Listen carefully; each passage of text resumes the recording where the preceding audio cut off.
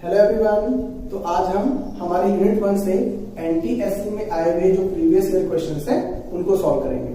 ठीक है, चलिए। तो देखो, फर्स्ट क्वेश्चन है विच of the following shows Tyndall effect, and ये एनटीएससी 2014 का क्वेश्चन है। तो हमें इस क्वेश्चन में बताना है कि इनमें से कौन सा सॉल्यूशन है जो कि टिंडल इफेक्ट शो करेगा। तो देखो, टिंडल इफेक्ट कौन शो करता है? कोलाइडल सॉल्यूशन शो करता है। तो हम क्या चेक करेंगे कि इनमें से कौन से सॉल्यूशन कोलाइडल सॉल्यूशन। ठीक है, तो देखो, फर्स्ट है कॉमन सॉल्ट सॉल्यूशन। तो कॉमन सॉल्ट मींस नमक, दैट इज सोडियम क्लोराइड। तो कॉमन सॉल्ट का सॉल्यूशन क्या होता है? ट्रू सॉल्यूशन होता है, और true solution Tyndall effect show नहीं करता, इट मींस ये शो नहीं करेगा। फिर दूसरा कॉपर सल्फेट का सॉल्यूशन। तो कॉपर सल्फेट का सॉल्यूशन भी ब्लू कलर का ट्रू सॉल्यूशन होता है, तो ये भी टिंडल इफेक्ट शो नहीं करेगा। फिर अगला देखो मिल्क सॉल्यूशन। तो मिल्क सॉल्यूशन कैसा सॉल्यूशन होगा? कोलाइडल सॉल्यूशन होगा, इट मींस ये शो करेगा टिंडल इफेक्ट। फिर स्टार्च सॉल्यूशन। तो स्टार्च सॉल्यूशन भी कोलाइडल सॉल्यूशन होता है। ठीक है, तो स्टार्च सॉल्यूशन भी टिंडल इफेक्ट शो करेगा। तो कौन कौन शो करेगा? मिल्क का सॉल्यूशन और स्टार्च का सॉल्यूशन। तो आंसर क्या होगा? 3 and 4। तो ऑप्शन में ढूंढो 3 and 4 कहां पर है? थर्ड ऑप्शन में। तो आंसर क्या होगा? Third option. क्लियर? चलिए उसको नोट करो, फिर नेक्स्ट करते हैं। ओके, अब इस क्वेश्चन को देखो। क्वेश्चन है identify A and be in the following reaction. फिर हमें 2 रिएक्शन दी हुई है, एंड ये क्वेश्चन एनटीएससी 2015 का क्वेश्चन है। तो हमें इस क्वेश्चन में ये बताना है कि जैसे फर्स्ट रिएक्शन, तो इस फर्स्ट रिएक्शन में ए क्या होगा, और इस सेकंड रिएक्शन में बी क्या होगा, एंड फिर हमें ऑप्शंस दिए हुए। ठीक है, तो हम इस क्वेश्चन को ऑप्शन से भी सॉल्व कर सकते हैं, एंड अगर हमें इक्वेशन आती है तो भी हम इस क्वेश्चन को सॉल्व कर सकते हैं। ठीक है, तो देखो, तो अमोनिया और ऑक्सीजन की जब रिएक्शन होती है तो एक प्रोडक्ट बनता है नाइट्रिक ऑक्साइड, और उसका फॉर्मूला होता है NO। ठीक है, और दूसरा प्रोडक्ट H2O। क्लियर? तो इट मींस ए क्या होगा? NO। ए क्या है? NO। अब जब नाइट्रिक ऑक्साइड का ऑक्सीजन के साथ रिएक्शन होता है, मींस ऑक्सीडेशन होता है, तो यहां बनता है nitrogen dioxide, that is NO2।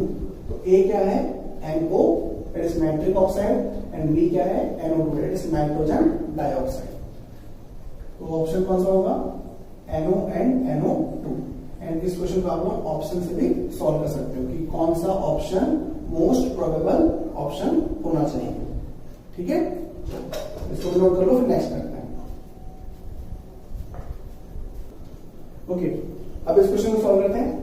तो क्वेश्चन है when KNO3 is dissolved in water, heat is absorbed. If the temperature of reaction is raised, then according to Lee-Chatelier principle, solubility of KNO3 will. फिर option है decreases, increases, remains same and not be predicted. तो इस question को solve करने के लिए हमें ली-चैटलियर principal का कॉन्सेप्ट आना चाहिए, एंड ये हम डिटेल में क्लास 11 में पढ़ेंगे। तो अभी हम इसको शॉर्ट में डिस्कस करते हैं जिससे ये क्वेश्चन सॉल्व होगा। ठीक है, चलो। तो देखो, ली-चैटलियर प्रिंसिपल को समझने के लिए हम एक एग्जांपल लेते हैं। देखो, कैल्शियम कार्बोनेट को जब डिकम्पोज किया जाता है तो कैल्शियम ऑक्साइड और कार्बन डाइऑक्साइड फॉर्म होता है। ठीक है, एंड सपोज करो कि ये कैल्शियम ऑक्साइड कार्बन डाइऑक्साइड के साथ रिएक्ट करके वापस क्या बना रहा है? CaCO3 बना रहा है। ठीक है, मींस ये प्रोसेस, ये रिएक्शन दोनों डायरेक्शन में प्रोसीड हो रही है, that is forward direction and also backward direction. तो ऐसे प्रोसेस कहलाते हैं रिवर्सिबल प्रोसेस, एंड इनके बारे में आप लोग क्लास 11 में पढ़ोगे। ठीक है, चलिए। तो फिलहाल तो हमने एग्जांपल लिया जिसमें कैल्शियम कार्बोनेट ब्रेक होकर डिकम्पोज होकर कैल्शियम ऑक्साइड और CO2 में कन्वर्ट हो रहा है, और उस डायरेक्शन को हम बोल रहे हैं forward direction. And calcium oxide और CO2 कंबाइन होकर वापस CaCO3 फॉर्म कर रहे हैं, और इस डायरेक्शन को हम बोल रहे हैं बैकवर्ड डायरेक्शन।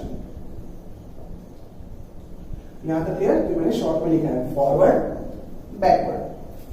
ठीक है, चलिए फिर देखो फॉरवर्ड डायरेक्शन में ये प्रोसेस किस तरीके से प्रोसीड होता है? By absorbing heat. तो heat, calcium carbonate heat absorb करके CaO और CO2 में कन्वर्ट होता है। तो इट मींस फॉरवर्ड डायरेक्शन में ये प्रोसेस कैसा प्रोसेस होगा? एंडोथर्मिक होगा कि एक्सोथर्मिक होगा? तो ये होगा एंडोथर्मिक। क्लियर? फॉरवर्ड डायरेक्शन में। तो बताओ बैकवर्ड डायरेक्शन में CaCO, CaO और CO2 का कॉम्बिनेशन कैसा प्रोसेस कहलाएगा? एक्सोथर्मिक कहलाएगा। तो बैकवर्ड डायरेक्शन में ये है एक्सोथर्मिक। क्लियर है तक? तो इस तरीके से कोई भी रिवर्सिबल प्रोसेस एक पर्टिकुलर डायरेक्शन में एंडो होता है तो उसकी अपोजिट डायरेक्शन में एक्सो होता है। ठीक है, चलिए यहां तक क्लियर। अब देखो ली चैटलियर प्रिंसिपल क्या बोलते हैं उसको देखते हैं। According to Le Chatelier principle, on increasing temperature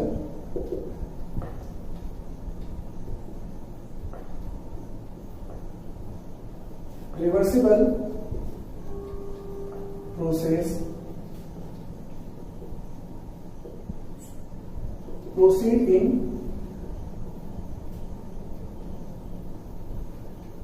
endothermic direction.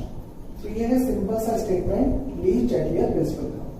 ठीक है, तो ली चैटलियर प्रिंसिपल के अकॉर्डिंग टेम्परेचर इंक्रीज करने पर कोई रिवर्सिबल प्रोसेस उस डायरेक्शन में प्रोसीड होता है जिस डायरेक्शन में वो प्रोसेस एंडोथर्मिक होता है। ठीक है, जैसे कि इस एग्जांपल में देखो, तो इस एग्जांपल में अगर हम टेम्परेचर इंक्रीज करेंगे तो टेम्परेचर इंक्रीज करने पर ये प्रोसेस कौन से डायरेक्शन में जाएगा? तो कौन से डायरेक्शन में जाएगा? फॉरवर्ड डायरेक्शन में जाएगा। क्यों? क्योंकि फॉरवर्ड डायरेक्शन में ये प्रोसेस एंडोथर्मिक है। क्लियर? फिर सपोज करो, जस्ट सपोज करो कि ये फॉरवर्ड डायरेक्शन में एक्सो होता तो बैकवर्ड में क्या होता? एंडो होता। ठीक है, तो अगर हम इसी प्रोसेस में हीट अप्लाई करें मींस टेम्परेचर इंक्रीज करें तो टेम्परेचर इंक्रीज करने पर कहां जाएगा प्रोसेस? एंडोथर्मिक डायरेक्शन में। और एंडोथर्मिक डायरेक्शन कहां है? बैकवर्ड डायरेक्शन में। कौन से डायरेक्शन में जाएगा? बैकवर्ड डायरेक्शन में जाएगा। समझ गए यहां तक? चलिए फिलहाल ये तो एंडो था और ये एक्सो है। क्लियर है यहां तक? तो अब इसको समझने के लिए एक और एग्जांपल ले लो। लेट्स सपोज ए बी में कन्वर्ट होता है और बी ए में कन्वर्ट होता है, और ये प्रोसेस दोनों डायरेक्शन में प्रोसीड होता है। ठीक है, तो ए से बी में करना या फिर ए का बी में कन्वर्जन एक्सोथर्मिक है और बी का ए में कन्वर्जन एंडोथर्मिक है। तो बताओ टेम्परेचर इंक्रीज करने पर ए बनेगा या फिर बी बनेगा? सोचो। तो अभी डिस्कस किया टेम्परेचर इंक्रीज करने पर प्रोसेस जाता है एंडोथर्मिक की तरफ, और एंडोथर्मिक किस तरफ है? ये बी से ए की तरफ, मींस बैकवर्ड डायरेक्शन। तो टेम्परेचर इंक्रीज करने पर क्या बनेगा? बी से ए बनेगा। समझ गए? तो इस पॉइंट को नोट करना आपको। ठीक है, और इसी के बेसिस पर हम इस क्वेश्चन को सॉल्व करेंगे। क्लियर है? अंदर टेम्परेचर इंक्रीज करने पर process reversible process endothermic direction की तरफ जाता है। तो यहां पे देखो क्वेश्चन में क्या हो रहा है? KNO3 means potassium nitrate water में डिसॉल्व होता है और क्या फॉर्म हो रहा है? सॉल्यूशन फॉर्म हो रहा है। ठीक है, एंड इस पर्टिकुलर डायरेक्शन में मींस KNO3 को वाटर में डिसॉल्व करता है तो हीट क्या हो रही है? एब्सॉर्ब हो रही है। Heat is absorb.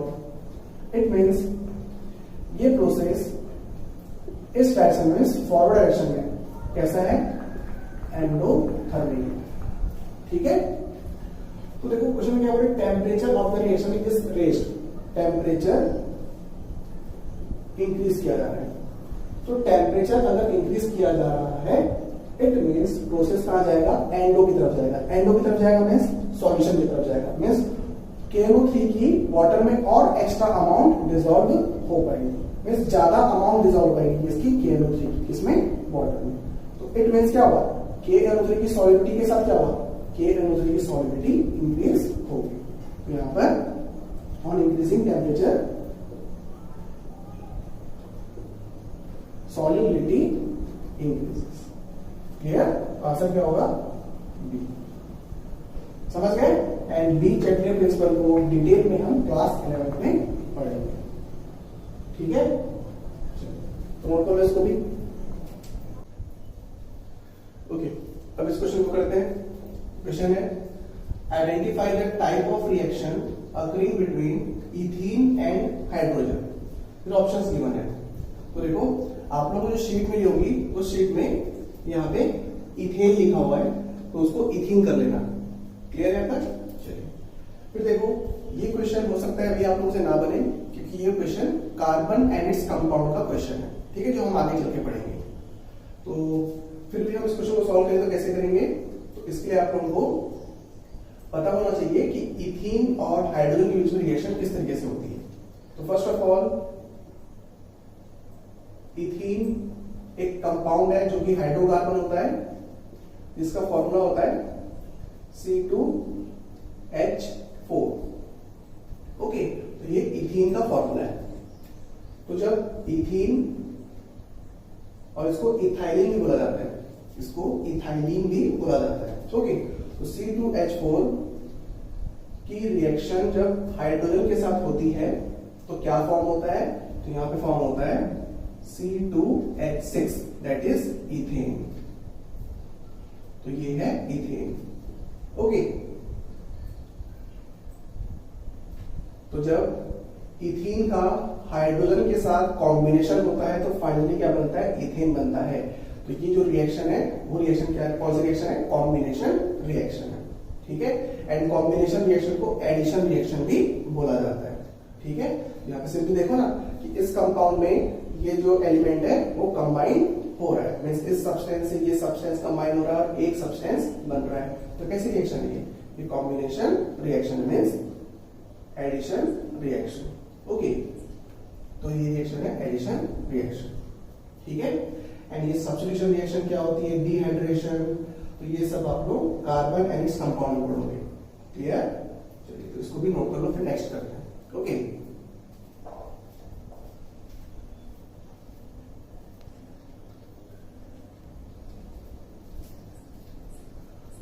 अब इस क्वेश्चन को देखो, सॉल्व करते हैं। On arranging water, sugar and oxygen in increasing order of attraction between their particles, which of the following will be correct order? तो इस क्वेश्चन में हमें वाटर, शुगर और ऑक्सीजन के पार्टिकल्स के बीच में जो अट्रैक्शन है उसका ऑर्डर बताना है। मींस कौन से सब्सटेंस में अट्रैक्शन सबसे कम होगा, फिर उससे ज्यादा किस में होगा, फिर उससे ज्यादा किस में होगा।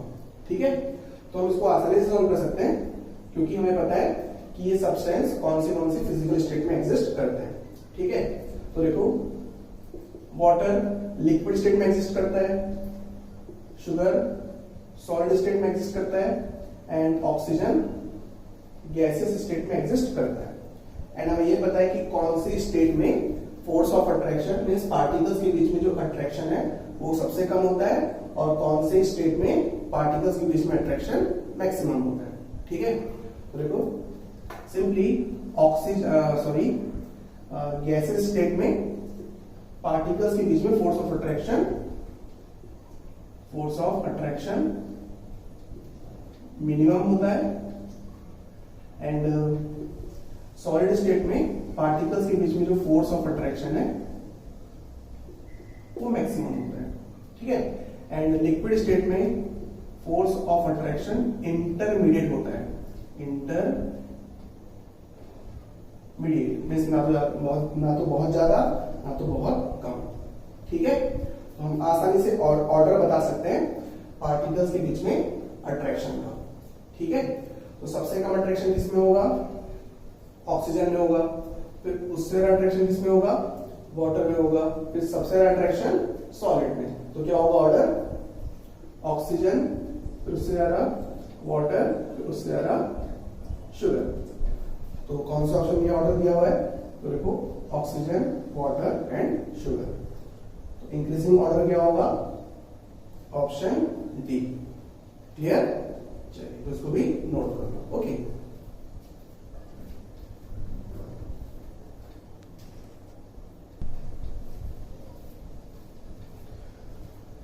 अब ये क्वेश्चन देखो। ये क्वेश्चन है which of the following will show Tyndall effect. तो ये क्वेश्चन रिपीट हुआ है, तो पहले भी आ चुका है क्वेश्चन।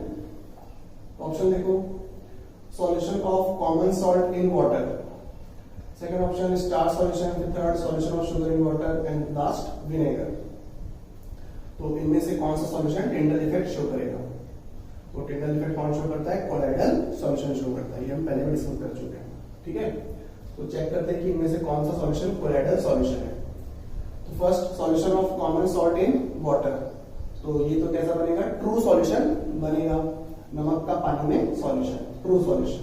ठीक है, फिर अगला स्टार्च सॉल्यूशन। तो स्टार्च सॉल्यूशन कैसा होता है? कोलाइडल सॉल्यूशन होता है। It means starch solution Tyndall effect show करेगा। क्लियर? फिर अगला है solution of sugar in water, तो ये भी ट्रू सॉल्यूशन है, ये टिंडल इफेक्ट शो नहीं करेगा। फिर अगला विनेगर, तो विनेगर क्या होता है? Solution of acetic acid, that is CH3COOH, acetic acid in water. Okay, तो ये भी कैसा है? ट्रू सॉल्यूशन है। ट्रू सॉल्यूशन है, इट मींस ये भी टिंडल इफेक्ट शो नहीं करेगा। तो सिर्फ कौन शो करेगा? स्टार सॉल्यूशन शो करेगा। तो आंसर क्या होगा? Option B. क्लियर? ये क्वेश्चन रिपीट हुआ है। ओके, चलिए इसको भी नोट कर लो, और नहीं नोट करना तो चाहते तो कोई दिक्कत नहीं।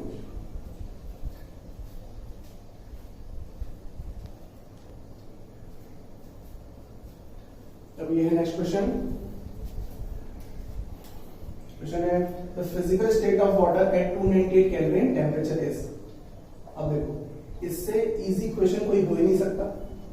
ठीक है, तो हमसे पूछ रहा है कि वाटर की फिजिकल स्टेट क्या होगी 298 केल्विन टेम्परेचर पे। तो 298 केल्विन टेम्परेचर कितना होता है डिग्री सेल्सियस में? तो ये होता है 25 degree Celsius, means almost normal temperature. ठीक है, मींस एटमॉस्फेरिक टेम्परेचर, जो नॉर्मल टेम्परेचर होता है। ओके, तो 25 डिग्री सेल्सियस पे वाटर कौन सी फिजिकल स्टेट में होता है? आंसर क्या होगा? Liquid state. ठीक है, तो आंसर है लिक्विड स्टेट। तो इतना इजी क्वेश्चन भी आता है एनटीएससी में, तो इसलिए बिल्कुल भी घबराने की जरूरत नहीं है। क्लियर? चलिए इसको भी नोट कर लो।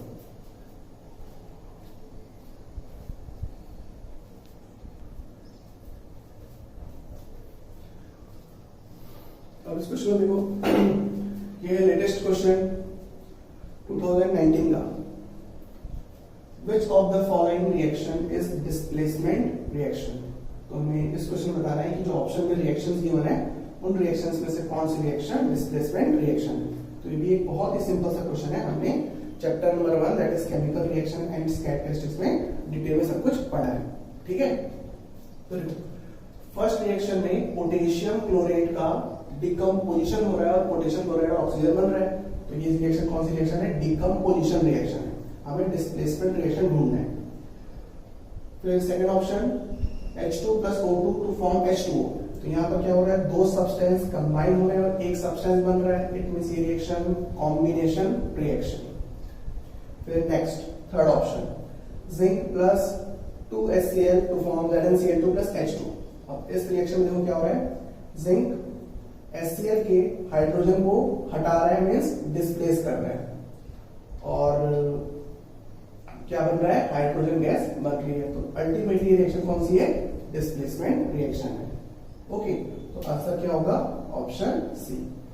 फिर last reaction N2 plus H2 to form NH3। यहाँ पर कॉम्बिनेशन हो रहा है, एक सब्सटेंस बन रहा है, कॉम्बिनेशन रिएक्शन। क्लियर? तो इतना सिंपल क्वेश्चन आता है एनटीएससी में। क्लियर? चलिए, तो अब डिस्कस कर लेते हैं जो आप लोगों को शीट मिली होगी उसके कुछ क्वेश्चंस। ठीक है, तो उसमें कुछ कुछ क्वेश्चंस होंगे जिसमें आप लोगों को डाउट आएगा, बाकी क्वेश्चंस तो आप लोगों से आसानी से बन जा रहे होंगे। ठीक है, चलिए इसको नोट कर लेना आप लोग। तो अब हम आप लोगों को जो शीट मिली है उसके कुछ क्वेश्चंस डिस्कस करेंगे। शीट सभी के पास होगी, ठीक है, एंड वही क्वेश्चन डिस्कस करेंगे जो थोड़े से कॉम्प्लिकेटेड है और आप लोगों से नहीं बन सकते। ठीक है, तो फर्स्ट क्वेश्चन है boiling point of water on kelvin scale. इसको आराम से बना लोगे आप लोग। बॉइलिंग पॉइंट ऑफ वाटर होता है 100 डिग्री सेल्सियस, उसको आप लोगों को केल्विन में कन्वर्ट करना है। अब वो आप लोग आराम से कर सकते हो। फिर next question, which factor affecting the evaporation. फिर ऑप्शन है टेम्परेचर, सरफेस एरिया, फिर third option both A and B. ये क्वेश्चन भी सिंपल सा क्वेश्चन है, इवेपोरेशन को कौन सा फैक्टर अफेक्ट करता है, तो ये भी हमने डिटेल में डिस्कस किया है। ओके, फिर next question, fluids are. Fluids are, फिर ऑप्शंस हैं liquid and gases, solid and gases. तो फ्लूइड्स किसको बोला जाता है, तो फ्लूइड्स बोला जाता है लिक्विड और गैसेस स्टेट को। क्लियर, एंड सॉलिड स्टेट को क्या बोलते हैं, रिजिड बोलते हैं। ठीक है, तो लिक्विड और गैस को फ्लूइड बोला जाता है। क्लियर, फिर अब देखो next question, condensation process is. तो कंडेंसेशन में क्या होता है, वेपर स्टेट लिक्विड स्टेट में कन्वर्ट होती है। ठीक है, तो ये सिंपल सा क्वेश्चन है। Vapour state means gaseous state. फिर next question, when salt is dissolved in water. फिर ऑप्शन है बॉइलिंग पॉइंट इंक्रीजेस, फिर second option boiling point does not change, फिर third boiling point decreases, last option none of the above. तो ये question हमने discuss किया हुआ class 9 में कि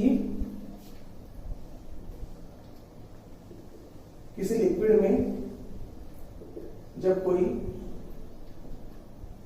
सॉलिड डिसॉल्व होता है तो ये जो लिक्विड है उस लिक्विड का बॉइलिंग पॉइंट और मेल्टिंग पॉइंट दोनों क्या हो जाता है, चेंज हो जाता है। ठीक है, तो बॉइलिंग पॉइंट के साथ क्या होता है, तो बॉइलिंग पॉइंट इंक्रीज होता है एंड मेल्टिंग पॉइंट डिक्रीज होता है। ठीक है, और इसकी कंप्लीट इंफॉर्मेशन आप लोग हायर क्लास में क्लास 12 में पढ़ोगे। ठीक है, तो किसी लिक्विड में सॉलिड के प्रेजेंस की वजह से उस लिक्विड का बॉइलिंग पॉइंट डिक्रीज होता है और मेल्टिंग पॉइंट डिक्रीज हो जाता है। तो इस पॉइंट को नोट कर लेना और फिर आप लोग ये पता होगा तो आसानी से इस क्वेश्चन को बना सकते हो। ठीक है, चलिए फिर नेक्स्ट क्वेश्चन है triple point of water is. तो ट्रिपल पॉइंट मतलब क्या होता है, तो ट्रिपल पॉइंट थर्मोडायनामिक्स का एक टर्म है। इसको आप लोग थर्मोडायनामिक्स में पढ़ोगे जब आप लोग कॉलेज लेवल पे जाओगे। तो अभी तो आप लोगों को सिर्फ इसका मीनिंग पता होना चाहिए। तो ट्रिपल पॉइंट का मतलब होता है temperature and pressure at which all the three state of matter coexist together.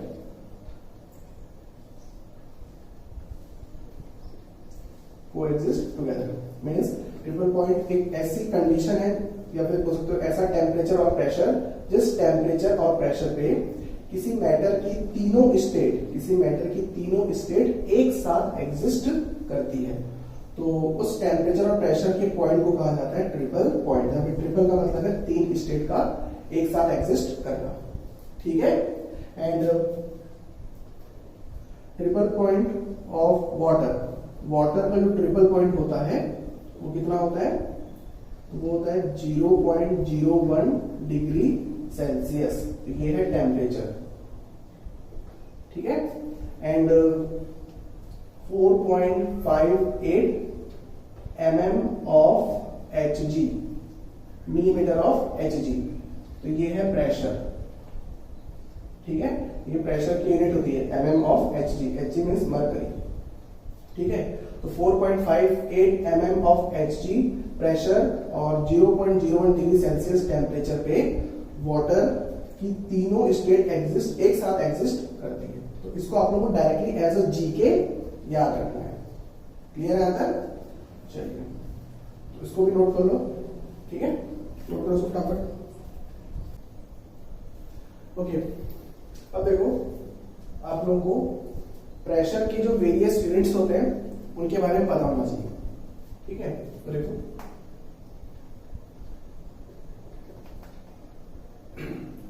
Unit of pressure, तो प्रेशर का जो SI यूनिट होता है, SI यूनिट वो क्या है? न्यूटन पर मीटर स्क्वायर। एंड न्यूटन पर मीटर स्क्वायर को हम क्या बोल सकते हैं? पास्कल बोल सकते हैं, ठीक है। एंड पास्कल को शॉर्ट में PA से रिप्रेजेंट किया जाता है। 1 न्यूटन पर मीटर स्क्वायर, 1 न्यूटन पर metre square equals to 1 pascal, ठीक है। तो न्यूटन पर मीटर स्क्वायर पास्कल के इक्वल होता है। क्लियर? चलिए अब देखो जो और भी वेरियस यूनिट्स हैं वो क्या क्या है? तो एक है ATM, that is atmospheric pressure. तो ATM और न्यूटन पर मीटर स्क्वायर में क्या रिलेशन है? देखो 1 ATM equals to 101.325 kilo pascal, KPa means kilo pascal, kilo means 10 to the power of 3, ठीक है। तो ये रिलेशन है ATM और किलो पास्कल के बीच में। ओके, चलिए फिर देखो एक और यूनिट होती है दैट इज बार। तो बार और न्यूटन पर मीटर स्क्वायर में क्या रिलेशन होता है? उसको देखो 1 bar equals to 100 kilo pascal, 1 bar equals to 100 kilo pascal, ठीक है। फिर एक और यूनिट है that is mm of Hg, millimetre of mercury. तो mm ऑफ Hg और ATM में रिलेशन होता है, तो उसको देखो 1 ATM equals to 760 mm of mercury, 1 ATM equals to 760 mm of Hg। Okay, तो 1 atmospheric pressure is equals to 760 mm of Hg, ये आप लोगों को पता होना चाहिए। क्लियर? तो ये कुछ यूनिट्स हैं प्रेशर की, वो आप लोग नोट कर लो क्योंकि कभी कभी जीके बेस्ड क्वेश्चन पूछा जाता है आप लोगों से। क्लियर? फिर अब देखो नेक्स्ट करते हैं। नेक्स्ट क्वेश्चन है corresponding temperature in the kelvin scale for 104 CF is. इसमें थोड़ी सी मिस्टेक है, यहाँ पे C है कि F है, ये क्लियर नहीं है, तो इस क्वेश्चन को रहने दो। फिर next question, when the vapor pressure of liquid is equals to its atmospheric pressure then it। अब देखो इस क्वेश्चन में वेपर प्रेशर का टर्म आया है, तो वेपर प्रेशर आप लोग हायर क्लास में क्लास 11 और क्लास 12 में पढ़ोगे। इसको शॉर्ट में समझ लो क्या होता है vapour pressure. Vapour pressure of liquid. Okay, तो देखो लेट्स सपोज हमारे पास एक कंटेनर है, उस कंटेनर में एक प्योर लिक्विड है।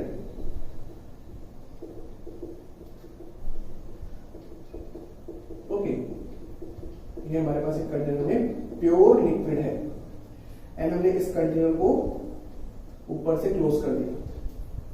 ओके, अब देखो यहां पे स्पेस खाली है, ये एम्प्टी स्पेस है, तो क्या होगा? इस लिक्विड के सरफेस के पार्टिकल इवापोरेट होने लगेंगे। मींस यहाँ पर कौन सा प्रोसेस होने लगेगा? इवेपोरेशन होने लगेगा। तो जब इवेपोरेशन होगा तो इस लिक्विड के सरफेस के पार्टिकल इस एम्प्टी स्पेस में जाने लगेंगे और वेपर स्टेट में कन्वर्ट होने लगेंगे, ठीक है। तो ये सरफेस के पार्टिकल्स, इस लिक्विड के सरफेस के पार्टिकल वेपर में कन्वर्ट हो रहे हैं थ्रू इवेपोरेशन। दिख रहा है सभी को? तो इस तरीके से यहाँ पे वेपर इकट्ठी होने लगेगी, ठीक है। अब ये वेपर स्टेट में ये पार्टिकल्स इधर उधर भागेंगे, इधर उधर मंडराएंगे, तो क्या होगा? इधर उधर भागते वक्त या इधर उधर मूव करते वक्त हो सकता है कि कुछ लिक्विड के कुछ वेपर के पार्टिकल्स वापस इस लिक्विड की सरफेस से टकराए और वापस क्या हो जाए, कंडेंस हो जाए। तो यहां पर क्या होने लगेगा, कुछ वेपर के पार्टिकल्स का कंडेंसेशन भी होने लगेगा। ठीक है, ये भी क्या हो रहा है, वेपर का कंडेंसेशन भी हो रहा है। तो इस तरीके से दोनों प्रोसेस चल रहा है, इवेपोरेशन भी चल रहा है और कंडेंसेशन भी चल रहा है यहाँ पे। तो जब रेट ऑफ इवेपोरेशन और रेट ऑफ कंडेंसेशन बराबर हो जाएगी, मींस जितने पार्टिकल्स इवेपोरेट हो रहे हैं उतने ही पार्टिकल्स कंडेंस होने लगेंगे, तो उस सिचुएशन में, उस कंडीशन में, जिस कंडीशन को कहा जाता है इक्विलिब्रियम की कंडीशन। तो लेट्स सपोज यहां पर क्या आ चुकी है, इक्विलिब्रियम की कंडीशन आ चुकी है।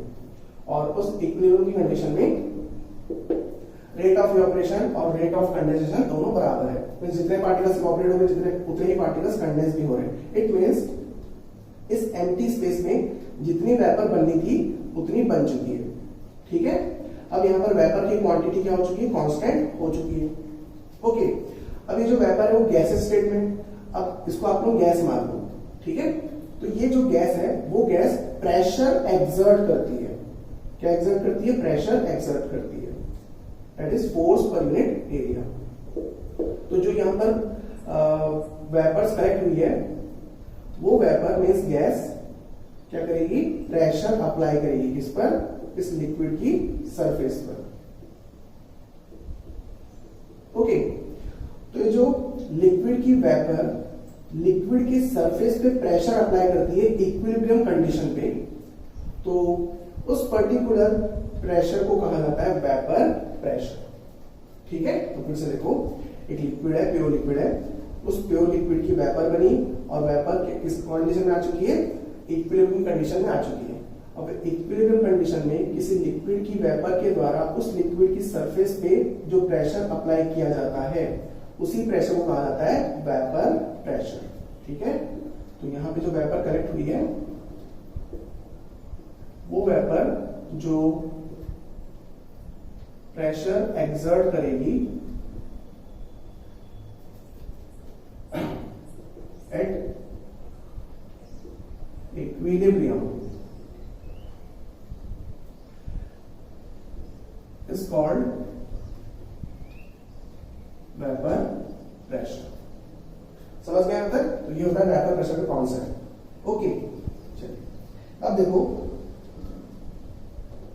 किसी लिक्विड का वेपर प्रेशर टेम्परेचर के डायरेक्टली प्रोपोर्शनल होता है।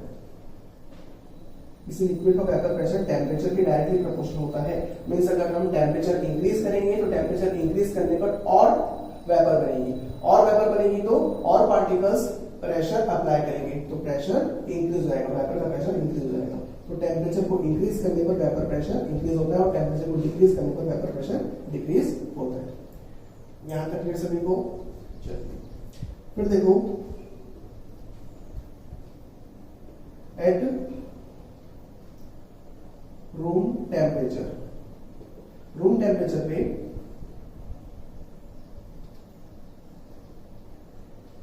वाटर का वेपर प्रेशर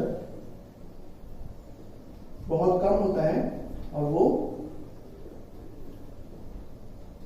1 एटमॉस्फेरिक प्रेशर से भी कम होता है। 1 एटमॉस्फेरिक प्रेशर से कम होता है रूम टेम्परेचर पे। किसका वेपर प्रेशर? वाटर का वेपर प्रेशर।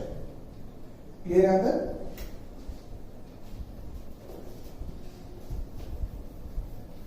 फिर आगे देखो, यहां तक क्लियर कि रूम टेम्परेचर पे वाटर का वेपर प्रेशर 1 एटमॉस्फेरिक प्रेशर से कम होता है। क्लियर? अब देखो,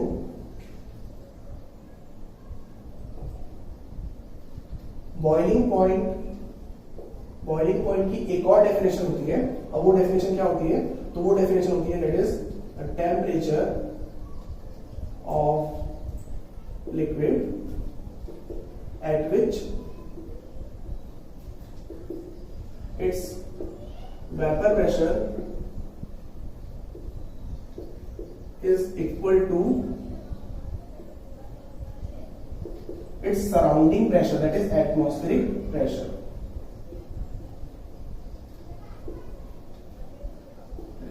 Okay, means बॉइलिंग पॉइंट वो टेम्परेचर होता है लिक्विड का जिस टेम्परेचर पे किसी लिक्विड का वेपर प्रेशर उसके सराउंडिंग के प्रेशर के बराबर हो जाए, मींस एटमॉस्फेरिक प्रेशर के बराबर हो जाए।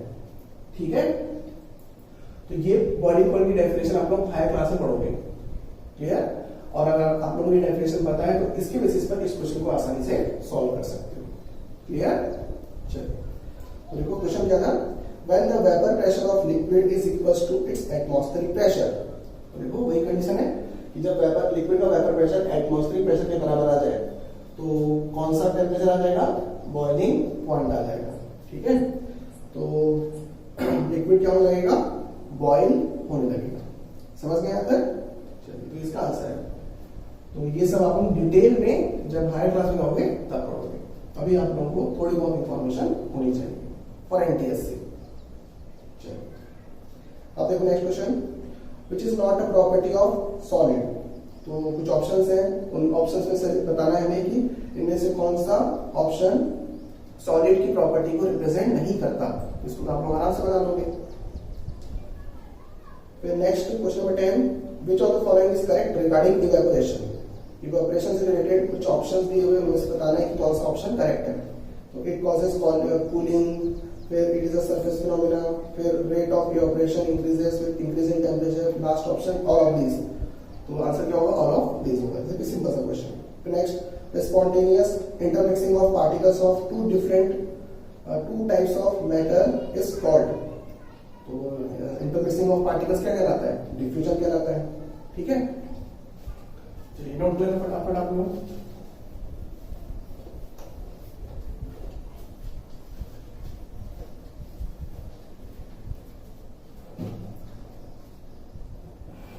फिर क्वेश्चन नंबर 11 के बाद next question, which of the following factor increases the rate of evaporation. ये भी सिंपल सा बना लोगे।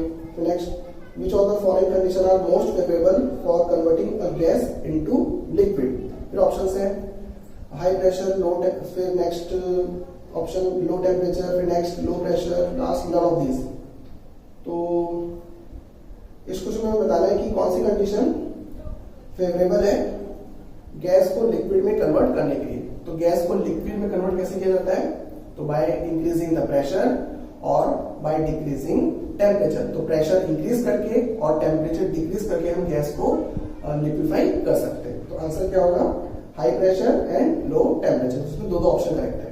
तो इसमें कुछ क्वेश्चन ऐसे हैं जो multiple choice question, multiple answer, multiple correct type of answer question है। ठीक है, चलिए फिर नेक्स्ट है, sky looks blue due to. तो इसे पूछ रहे हैं कि स्काई का कलर ब्लू क्यों दिखता है। तो इसका आंसर क्या होता है, ड्यू टू टिंडल इफेक्ट। तो जो सनलाइट है वो सनलाइट व्हाइट होती है, एंड जो व्हाइट है वो 7 कलर का कॉम्बिनेशन होता है, that is violet, indigo, blue, green, yellow, orange, red, that is VIBGYOR. ठीक है, तो सनलाइट के व्हाइट में से, मीन्स व्हाइट कलर में से जो ब्लू कलर है वो ब्लू कलर क्या होता है, स्कैटर होता है। स्कैटर किसकी वजह से, due to dust particles of atmosphere. तो एटमॉस्फेयर में जो प्रेजेंट डस्ट पार्टिकल्स है वो डस्ट पार्टिकल सनलाइट के ब्लू कलर को स्कैटर करती है और इस वजह से स्काई हमें ब्लू नजर आता है।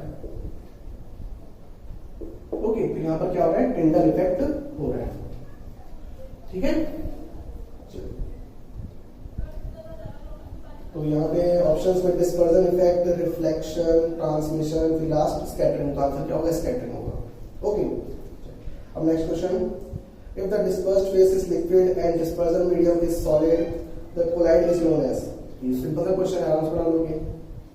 फिर next, in emulsion, dispersion medium and dispersed phase, ये भी सिंपल सा क्वेश्चन। फिर 70, which of the following is not a colloidal solution। फिर ऑप्शन है स्मोक, इंक, एयर, ब्लड। इसमें बताना है कि इनमें से कौन सा सॉल्यूशन कोलाइडल सॉल्यूशन नहीं है। तो first smoke, smoke colloidal solution होता है। फिर अगला इंक, इंक भी कोलाइडल सॉल्यूशन ही होता है। ठीक है, फिर नेक्स्ट एयर, अब एयर को अगर हम प्योर मान के चलें तो जब तक कुछ मेंशन नहीं है कि इम्प्योर एयर है तो एयर को हम क्या मान के चलेंगे, प्योर मान के चलेंगे। और प्योर एयर कैसी होती है, होमोजेनियस मिक्सचर होती है, दैट मींस ट्रू सॉल्यूशन होता है, वो कोलॉइडल सॉल्यूशन नहीं माना जाएगा। ठीक है, फिर अगला ब्लड, तो जो ब्लड है वो भी कैसा होता है, कोलॉइडल सॉल्यूशन होता है। Okay, next question, in which of the following Tyndall effect is not observed, तो ये भी सिंपल सा क्वेश्चन बना लो आराम से। फिर which characteristics is true in respect of colloidal particle? First option है they always have two faces. One second.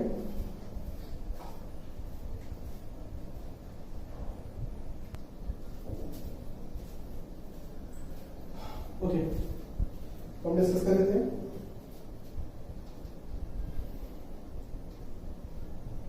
कहाँ तक पहुंच गए थे? In which of the following Tyndall effect is not observed? अच्छा हम ये बताना है, in which of the following Tyndall effect is not observed? तो इसको तो आप लोग कर ही लोगे ना। चलिए next, which characteristic is true in respect of colloidal particle? तो कुछ ऑप्शंस हैं, उन ऑप्शंस में हमें बताना है कि इन ऑप्शंस के रिस्पेक्ट में कोलॉइडल सॉल्यूशन के लिए कौन सा सही है। ठीक है, तो देखो फर्स्ट ऑप्शन है they always have two phases, तो कोलॉइडल सॉल्यूशन में दो फेसेस होती हैं, बिल्कुल एक फेस होती है डिस्पर्जर मीडियम और दूसरी फेस होती है डिस्पर्स्ड फेस, तो ये ट्रू स्टेटमेंट है कोलॉइडल सॉल्यूशन के लिए। Second, they are only in liquid state, ये गलत स्टेटमेंट है क्योंकि कोलॉइडल सॉल्यूशन गैसेस स्टेट में भी होता है और सॉलिड स्टेट में भी होता है। ठीक है, तो ये स्टेटमेंट रॉन्ग है। Next, they can't be electrolysed, तो देखो ये स्टेटमेंट भी रॉन्ग है। क्यों? क्योंकि कोलॉइडल सॉल्यूशन में कोलॉइडल पार्टिकल्स पे चार्ज होता है, अब चार्ज होता है इट मींस हम उसमें से इलेक्ट्रिसिटी पास करा सकते हैं। ठीक है, और किसी सॉल्यूशन में इलेक्ट्रिसिटी पास कराई जाती है तो उसे क्या बोला जाता है, इलेक्ट्रोलिसिस बोला जाता है। ठीक है, तो कोलॉइडल सॉल्यूशन को इलेक्ट्रोलाइज किया जा सकता है, यहाँ पे लिखा हुआ है दे कांट बी इलेक्ट्रोलाइज्ड, ये रॉन्ग स्टेटमेंट है। Next, they are only hydrophilic, तो इसको देखो, इस स्टेटमेंट को देखो, ये स्टेटमेंट भी रॉन्ग है। तो हमने प्रीवियस वीडियो में डिस्कस किया है कि जो कोलाइड्स होते हैं वो दो टाइप के होते हैं, तो एक होता है लायोफिलिक कोलाइड और दूसरा lyophobic colloid. And lyophilic colloid किसको बोला जाता है, that is solvent loving colloid, means ऐसा कोलाइड जिसमें कोलाइडल पार्टिकल डिस्पर्जर मीडियम से प्यार करते हैं, मीन्स उसमें आसानी से घुल सकते हैं, डिस्पर्स्ड रह सकते हैं। ठीक है, and lyophobic colloid means solvent hatred, if solvent hating colloid, तो ऐसे कोलाइड जिसमें कोलाइडल पार्टिकल डिस्पर्जर मीडियम के साथ आसानी से डिस्पर्स्ड नहीं होते, मीन्स डिस्पर्जर मीडियम से प्यार नहीं करते, मीन्स सॉल्वेंट से प्यार नहीं करते, तो वो कहलाते हैं लायोफोबिक कोलाइड। क्लियर? तो अब देखो, अगर solvent means dispersion medium water हो, तो उस केस में हम स्पेसिफिकली कोलाइड को दो कैटेगरी में बांटेंगे। तो एक होता है हाइड्रोफिलिक कोलाइड एंड दूसरा हाइड्रोफोबिक कोलाइड। एंड ये सब आप लोग क्लास 12 में डिटेल में डिस्कस करोगे, अभी तो जस्ट आप लोगों को इंफॉर्मेशन मिल रही है। तो हाइड्रोफिलिक कोलाइड में सेम सॉल्वेंट लविंग, यहाँ पे सॉल्वेंट क्या है, वाटर है, तो ये क्या हो जाएगा, सॉल्वेंट की जगह वाटर, तो वाटर लविंग कोलाइड, तो वाटर लविंग कोलाइड बोला जाता है hydrophilic colloid. And hydrophobic colloid means water hating या फिर वाटर हेट्रेड कोलाइड। ठीक है, तो कोलाइड दो टाइप के हो सकते हैं, हाइड्रोफिलिक और hydrophobic in terms of water as a dispersion medium. Clear? यहां बोल रहा है कि दे आर ओनली हाइड्रोफिलिक, तो ये भी स्टेटमेंट रॉन्ग है। ओके, तो केवल एक ही स्टेटमेंट ट्रू है, that is first, they always have two phases. Clear? इसको भी नोट कर लो।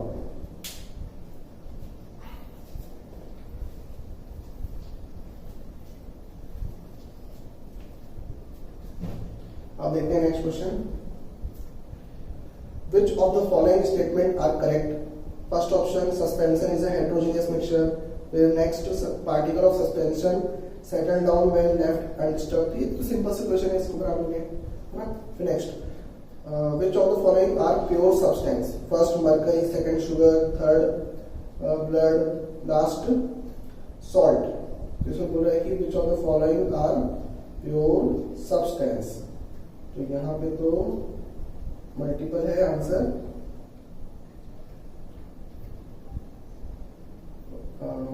प्योर सब्सटेंस बताना है, तो प्योर सब्सटेंस तो मरकरी भी है क्योंकि वो एलिमेंट है, शुगर भी है क्योंकि वो कंपाउंड है, ब्लड प्योर सब्सटेंस नहीं है। ब्लड क्या होता है? कोलाइडल सॉल्यूशन होता है, मींस मिक्सचर है। फिर लास्ट सॉल्ट प्योर सब्सटेंस की कैटेगरी में आता है। क्लियर? तो आंसर क्या होगा? Mercury, sugar and salt. इसमें मल्टीपल आंसर करेक्ट है। ठीक है, चलिए अब अगला क्वेश्चन। मिल्क इज अ फिर dash solution while vinegar is a dash solution. तो मिल्क क्या है? कोलाइडल सॉल्यूशन है, और विनेगर क्या है? ट्रू सॉल्यूशन है। फिर next, foam is a colloidal solution of, तो फोम भी डिस्कस किया हुआ है, वेरी सिंपल सा क्वेश्चन। फिर next, the movement of colloidal particle under the influence of electrical field is called. तो ये हमने प्रीवियस वीडियो में डिस्कस किया कि कोलाइडल पार्टिकल का इलेक्ट्रिकल फील्ड के इन्फ्लुएंस में मूव करना कहलाता है इलेक्ट्रोफोरेसिस कहलाता है, ये भी डिस्कस किया हुआ है। Next, Brownian movement is due to, तो ब्राउनियन मोशन का, ब्राउनियन मूवमेंट का रीजन भी हम डिस्कस कर चुके हैं। फिर next 26, water loving colloids are, अभी डिस्कस किया। Next, coagulation occurs due to. अब कोएगुलेशन का कॉन्सेप्ट में डिस्कस किया था, that is precipitation of the colloidal particle from the dispersion medium, और उसके वेरियस रीजन होते हैं। तो उनमें से एक रीजन होता है कि जो कोलाइडल सॉल्यूशन में जो कोलाइडल पार्टिकल्स है जिन पे चार्ज है, उन चार्ज को क्या कर देना? न्यूट्रलाइज कर देना, चार्ज को खत्म कर देना, और चार्ज को खत्म करके हम उन कोलाइडल पार्टिकल्स को पास ला सकते हैं और प्रेसिपिटेट आउट करा सकते हैं। ठीक है, तो चार्ज को न्यूट्रलाइज करके हम कोएगुलेशन करा सकते हैं।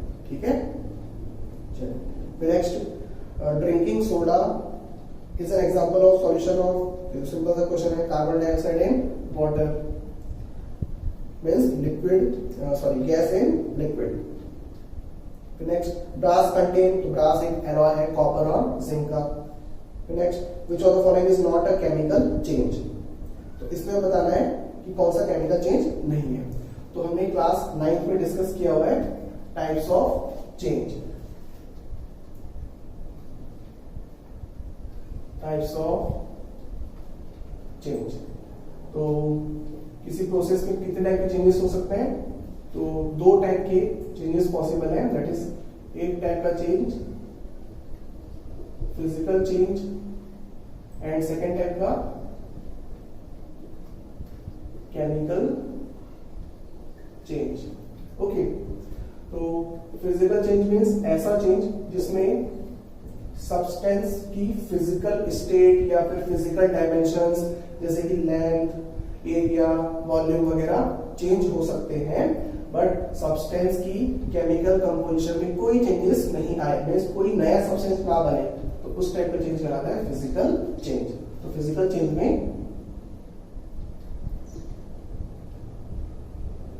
फिजिकल स्टेट और लेंथ, एरिया, वॉल्यूम एटसेट्रा, ये क्या हो सकती है? चेंज हो सकती है। ठीक है, but no new substances form, कोई नया सब्सटेंस नहीं बनेगा। ठीक है, तो उसे कहा जाता है physical change. For example melting of ice. Ice जब मेल्ट होता है तो केवल सॉलिड से लिक्विड स्टेट में कन्वर्ट होता है और उसकी आइस के केमिकल कंपोजिशन में कोई चेंजेस नहीं आता। तो आइस में भी H2O होता है, H2O मॉलिक्यूल्स होते हैं और लिक्विड वाटर में भी H2O मॉलिक्यूल्स होते हैं। तो केमिकल कंपोजिशन में कोई चेंजेस नहीं आते। ठीक है, एक मिनट इसको नोट करो।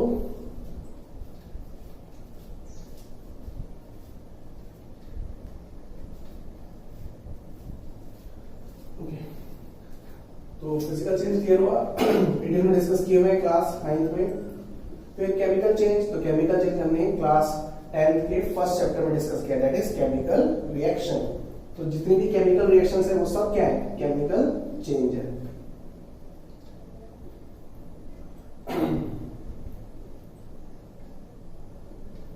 ओके, तो केमिकल चेंज में सब्सटेंस का chemical composition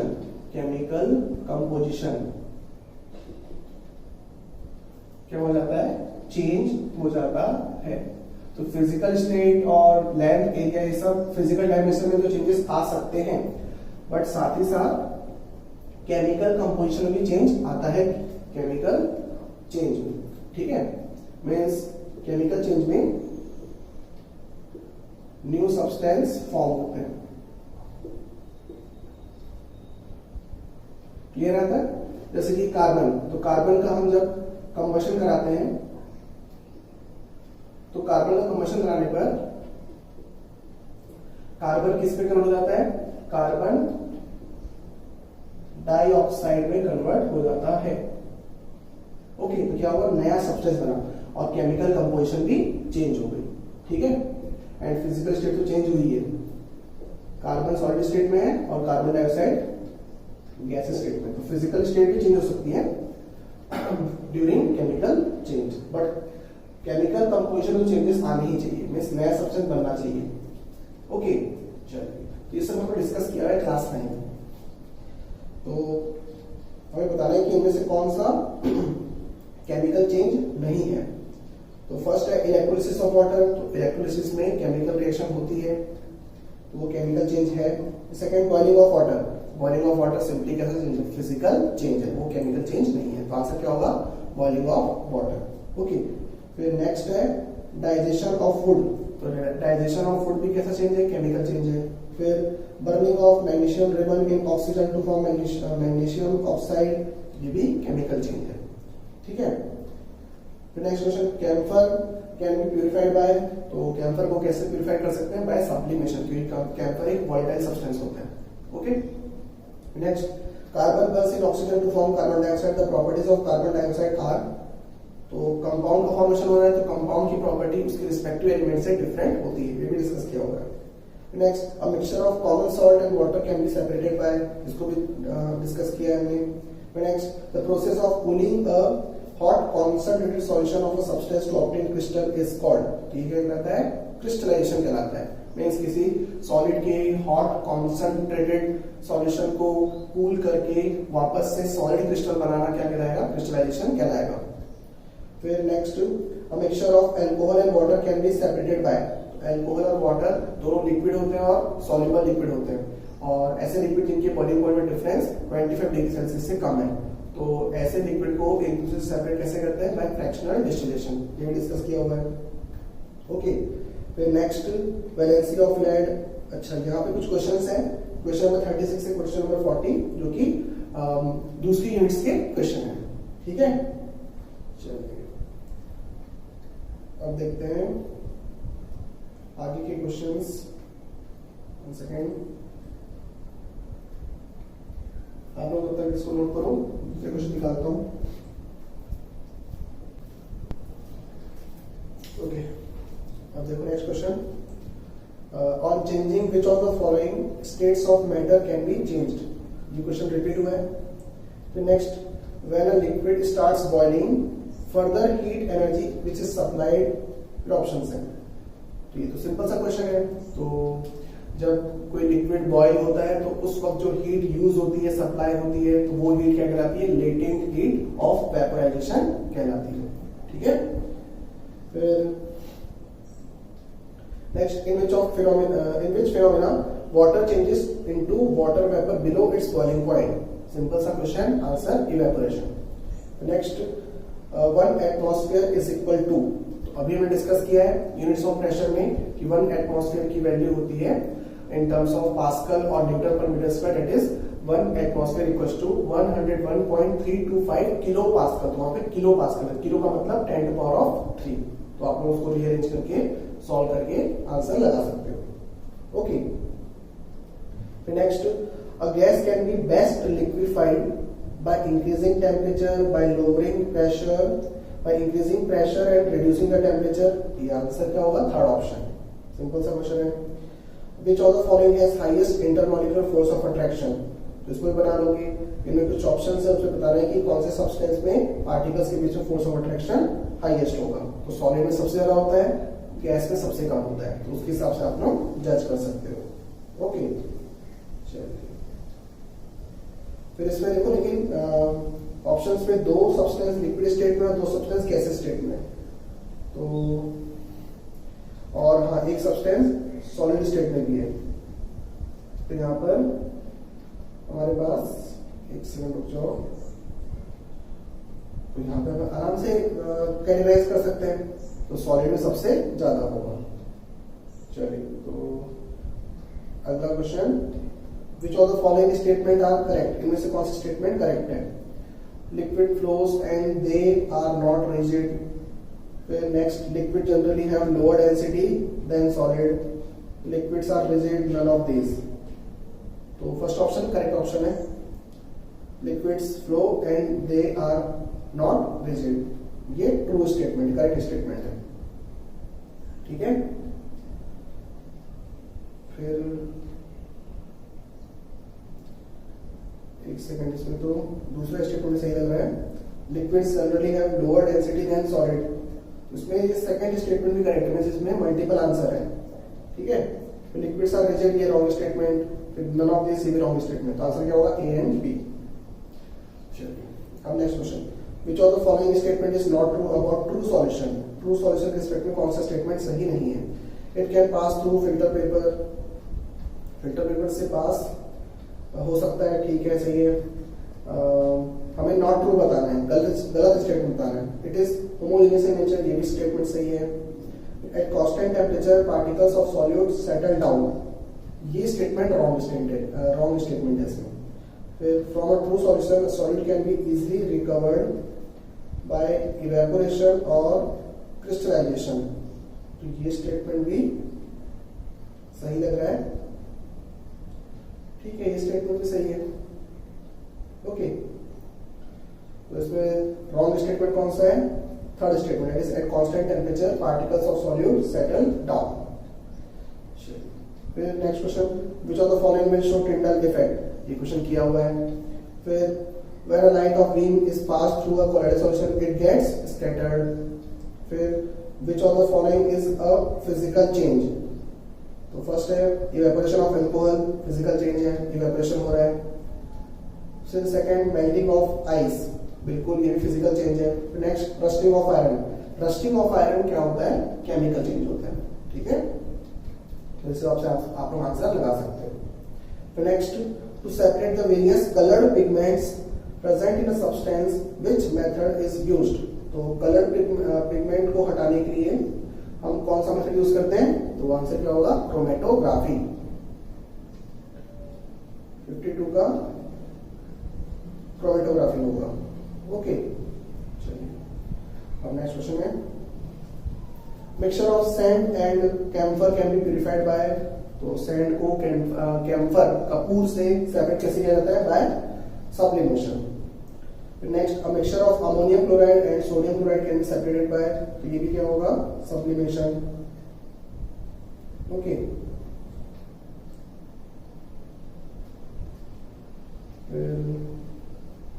which of the following method is used for separation of different component of petroleum? ये भी डिस्कस किया कि पेट्रोलियम के जो डिफरेंट कंपोनेंट होते हैं, जैसे petrol, diesel, diesel, kerosene, heavy oils, तो उनको सेपरेट किया जाता है थ्रू फ्रैक्शनल डिस्टिलेशन। ठीक है। Next, which of the following is a compound, इसमें बताना है कि कौन सा कंपाउंड है। फर्स्ट आयोडीन एलिमेंट है, सैंड कंपाउंड है, मिल्क कोलाइडल सॉल्यूशन है, वाटर कंपाउंड है। तो देखो यहाँ पे सैंड और वाटर दोनों आ रहा है, बट अगर हम फिर भी एक सिंगल चॉइस की बात करें तो सैंड में कुछ इम्प्यूरिटीज भी होती है, तो हम सैंड को 100% प्योर नहीं बोल सकते, 100% प्योर कंपाउंड नहीं बोल सकते। तो सैंड की जगह आंसर क्या होगा, वाटर, क्योंकि वाटर को हम क्या बोल सकते हैं, प्योर कंपाउंड बोल सकते हैं। ठीक है। Next 57, which of the following is a mixture. First calcium oxide compound है, फिर कार्बन डाइऑक्साइड कंपाउंड है, फिर सॉइल मिक्सचर है। और जो कोल है, कोल को अगर हम एकदम प्योर मान के चले तो वो कार्बन होता है, तो वो एलिमेंट है। ठीक है।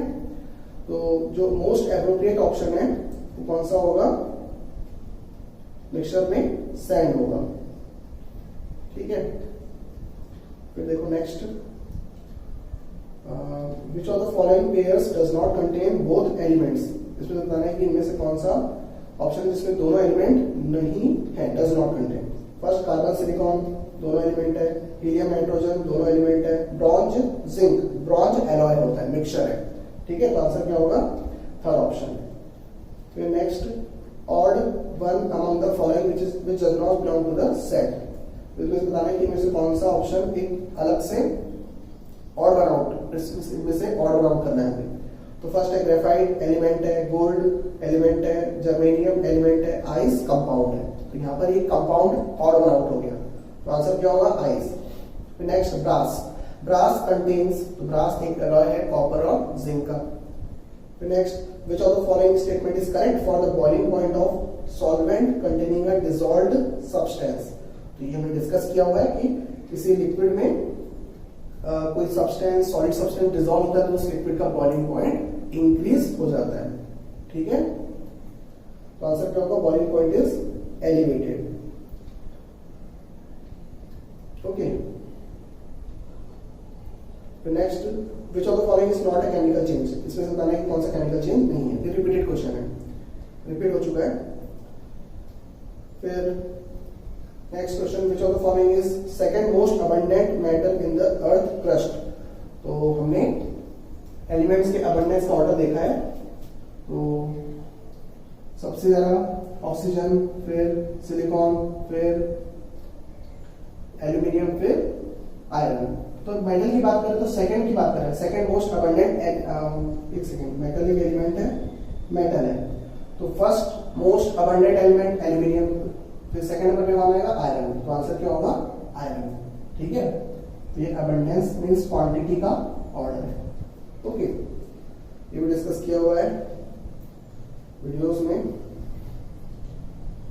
फिर next, a solution in which more quantity of solute can be dissolved without raising its temperature is called, क्या कहलाएगा, unsaturated solution। मींस ऐसा सॉल्यूशन जिसमें बिना टेम्परेचर इंक्रीज किए हम और एक्स्ट्रा सॉल्यूट ऐड कर सकते हैं, तो वो सॉल्यूशन होता है अनसैचुरेटेड सॉल्यूशन।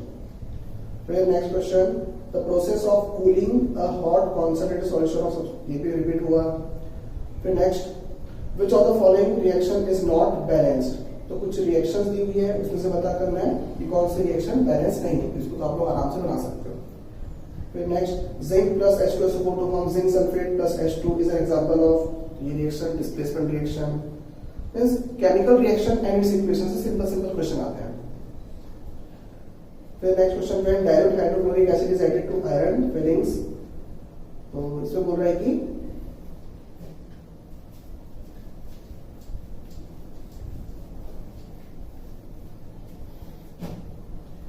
जब डाइल्यूट HCl हाइड्रोक्लोरिक एसिड से एसिड में आयरन फिलिंग्स मींस आयरन की छिलके डाले जाते हैं तो क्या होता है। तो यहाँ पर हमें पता है कि FeCl2 बनता है और हाइड्रोजन गैस रिलीज होती है। ठीक है।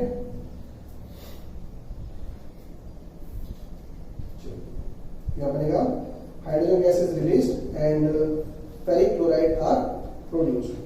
क्लियर? यहाँ पे FeCl2 बन सकता है और FeCl3 बन सकता है। ये फेरस क्लोराइड और ये फेरिक क्लोराइड। ठीक है।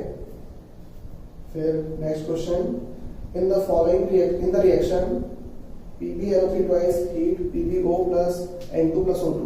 तो इस इक्वेशन में x y z डिटरमाइन करना है, मींस इक्वेशन को बैलेंस करना है और बैलेंस करके x y z बताना है। तो इसको आराम से कर लोगे, बैलेंसिंग सीख चुके हैं हम। फिर next question, when the gases sulphur dioxide and hydrogen sulphide reacts the reaction is, reaction क्या है? SO2 plus 2H2S to gives 2H2O plus S. Here hydrogen sulfide act as oxidizing agent, reducing agent, dehydrating agent, catalyst। तो यहाँ बताना है कि H2S का काम क्या है, मीन्स H2S ऑक्सीडाइजिंग एजेंट की तरह काम कर रहा है कि रिड्यूसिंग एजेंट की तरह काम कर रहा है। तो इसको आप लोग आसानी बता सकते हो। देखो जो H2S है उस H2S में सल्फर जो होता है वो -2 में होता है। ठीक है। और हाइड्रोजन जो है वो होता है किसमें? +1 में। तो अगर हम बात करें कि इस तरफ सल्फर कौन सी ऑक्सीडेशन स्टेट में आया, तो सल्फर न्यूट्रल हो गया, मींस 0 हो गया। तो सल्फर यहाँ पे 0 है, तो सल्फर के साथ देखो क्या हुआ, सल्फर यहाँ पे 0 हुआ। इट मींस यहाँ पर जो ऑक्सीडेशन स्टेट है ऑक्सीडेशन स्टेट है वो क्या हुई है? इंक्रीज हुई है। ऑक्सीडेशन स्टेट इंक्रीज हुई, इसका मतलब इसका ऑक्सीडेशन हुआ। अब अगर इसका ऑक्सीडेशन हुआ तो ये खुद कैसा एक्ट करेगा? As a reducing agent act करेगा। तो H2S का काम किस तरीके से है? रिड्यूसिंग एजेंट की तरह। ओके, तो इसको आप लोग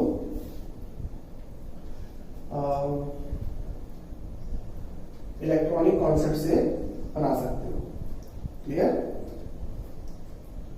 फिर next question, which of the following is an example of oxidation reaction. कुछ रिएक्शन दी हुई है, इसमें से बताना है कि कौन सी रिएक्शन ऑक्सीडेशन रिएक्शन है। तो इसमें इलेक्ट्रॉन का एडिशन, इलेक्ट्रॉन का रिमूवल, ये सब दिया हुआ है। तो आराम से बना सकते हो कि जिस रिएक्शन में इलेक्ट्रॉन रिलीज हो रहे होंगे तो वो क्या कहलाएगा? ऑक्सीडेशन रिएक्शन कहलाएगा। ठीक है। तो यहाँ पे देखो जो फर्स्ट ऑप्शन है वो इस तरीके से लिखा हुआ है, Sn2 plus -2 electron to give Sn4 plus. तो यहाँ पे देखो -2 इलेक्ट्रॉन का मतलब क्या है कि Sn में से 2 इलेक्ट्रॉन निकले हैं, बाहर निकले, that is loss of electron. तो यहाँ पर लॉस ऑफ इलेक्ट्रॉन है, इट मींस ये क्या है? Oxidation reaction. ठीक है। तो next, in the reaction PbO plus C, reaction दी हुई है PbO plus C to form Pb plus CO। फिर ऑप्शन है PbO is oxidizing, C act as oxidizing agent। PbO is oxidizing मतलब वहां पे पूरा कंप्लीट नहीं, वो ऑक्सीडाइजिंग एजेंट होगा। ठीक है। फिर carbon act as oxidising agent, carbon act as reducing agent। This reaction does not represent a redox reaction। क्या पहले इसको चेक कर लेते हैं। यहाँ पे देखो PbO में से ऑक्सीजन रिलीज हो रहा है और कार्बन को मिल रहा है, मींस कार्बन क्या कर रहा है? ऑक्सीजन ले रहा है। तो कार्बन यहाँ पर क्या कहलाएगा? रिड्यूसिंग एजेंट कहलाएगा, क्योंकि कार्बन का ऑक्सीडेशन हो रहा है। ठीक है। तो कार्बन का ऑक्सीडेशन हो रहा है, तो कार्बन कैसा एजेंट? Reducing agent. जिसका ऑक्सीडेशन होता है वो रिड्यूसिंग एजेंट कहलाता है। ठीक है। अब ये ऑक्सीजन दे रहा है, मींस इसका रिडक्शन हो रहा है, इसका रिडक्शन हो रहा है, इसका मतलब इसको क्या बोलेंगे हम? ऑक्सीडाइजिंग एजेंट बोलेंगे। तो ये ऑक्सीडाइजिंग एजेंट है और ये रिड्यूसिंग एजेंट है। तो कार्बन इज रिड्यूसिंग एजेंट। तो आंसर क्या होगा? Carbon is a reducing agent. Okay.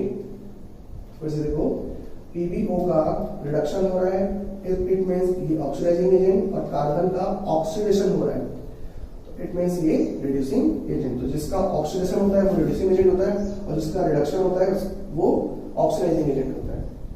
Clear? तो जो फर्स्ट ऑप्शन है PbO इज ऑक्सीडाइजिंग, मतलब PbO ऑक्सीडाइज हो रहा है। अगर हम उसको स्टेटमेंट को कंप्लीट ना करें तो PbO ऑक्सीडाइज हो रहा है। ऑक्सीडाइज हो रहा है क्या? नहीं, PbO रिड्यूस हो रहा है। तो फर्स्ट स्टेटमेंट रॉन्ग है। Second, carbon act as oxidising agent, carbon जबकि यहाँ पर रिड्यूसिंग एजेंट पर काम कर रहा है। ठीक है, आंसर क्या होगा? Third option. चलिए अब नेक्स्ट है, when iron nails are added to an aqueous solution of copper sulfate, last question है,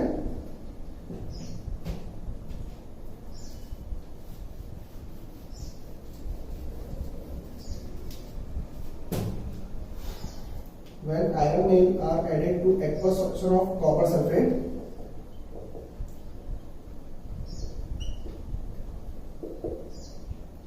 a chemical change occur, which of the following is not true about this reaction? तो देखो, जब iron और copper sulphate की reaction होती है तो क्या बनता है? FeSO4 का एक्वस सॉल्यूशन बनता है एंड कॉपर डिस्प्लेस होता है। तो कॉपर सल्फेट के सॉल्यूशन से कॉपर डिस्प्लेस होता है आयरन के द्वारा। क्लियर? तो first option, blue colour of solution fades, इसमें से बताना है कि कौन सा स्टेटमेंट सही नहीं है, नॉट ट्रू। तो फर्स्ट स्टेटमेंट तो सही है, blue colour of solution fades. तो कॉपर सल्फेट का सॉल्यूशन ब्लू कलर का होता है, वो ब्लू कलर धीरे धीरे फीका पड़ता जाएगा, फेड होता जाएगा, क्योंकि ये क्या हो रहा है? रिएक्ट हो रहा है Fe से। ठीक है, फिर next, it is a displacement reaction. Next है, iron nails becomes yellowish brownish colour. तो होता क्या है कि जो आयरन है, उस आयरन पे आयरन नेल है, उस पे ये जो कॉपर है वो कॉपर डिपॉजिट होता जाता है। तो जब कॉपर डिपॉजिट होता जाएगा आयरन नेल पे, तो उसका कलर कैसा होता जाएगा? ब्राउन कलर होता जाएगा। ठीक है, तो iron nail becomes brownish colour. ये स्टेटमेंट भी करेक्ट है, हमें रॉन्ग बताना है। नेक्स्ट है, it is a displacement reaction. बिल्कुल ये डिस्प्लेसमेंट रिएक्शन है, ये भी स्टेटमेंट करेक्ट है। फिर last, iron nails dissolves completely, iron nails dissolves completely. तो ये स्टेटमेंट थोड़ा सा रॉन्ग है, क्योंकि आयरन नेल जो है 100% डिसॉल्व नहीं होगा। ठीक है, क्योंकि जो रिएक्शन है वो रिएक्शन थोड़ी सी रिवर्सिबल भी होती है। मीन्स कॉपर और FeSO4 के बीच में थोड़ा बहुत रिएक्शन होने के बाद ये रिएक्शन भी पॉसिबल होता है। तो आयरन नेल जो है 100% डिसॉल्व नहीं होगा। क्लियर है यहाँ तक?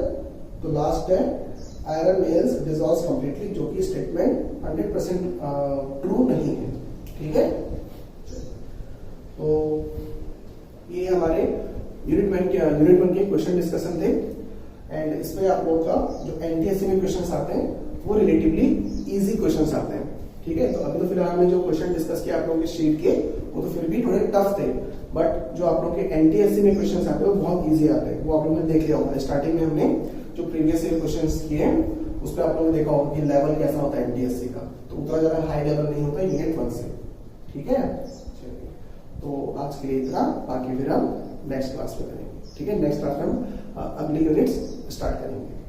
ठीक है, तो अभी आप लोगों का टेस्ट होगा, उसकी तैयारी करो। ओके, चलिए, तो best of luck for all.